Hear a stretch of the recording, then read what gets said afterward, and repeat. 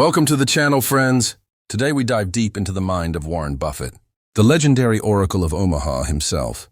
He rarely minces words, especially on critical issues. And few issues are more critical right now than the growing U.S. debt.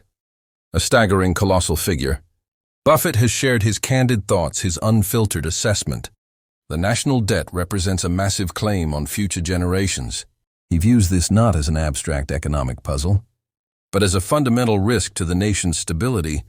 He often draws parallels to a family that constantly uses its credit cards. Eventually, the bills become unmanageable, the interest overwhelming. For Buffett, the size of the debt is a heavy anchor. It restricts governmental flexibility during a crisis. It consumes enormous amounts of taxpayer money just for interest payments. Think about what those funds could achieve elsewhere. Infrastructure, education, healthcare, or research. Instead, they service past consumption. Buffett's perspective is always long-term, relentlessly focused on value. He believes the current trajectory is unsustainable.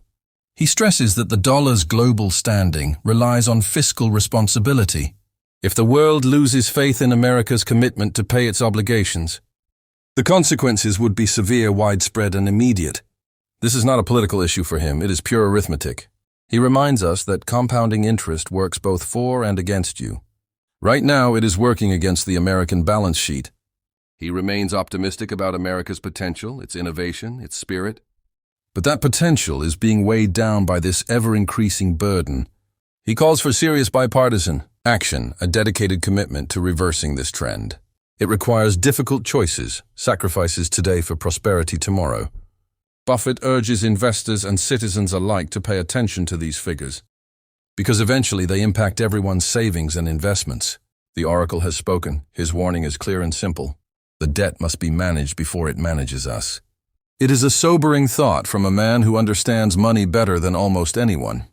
Thank you for tuning in.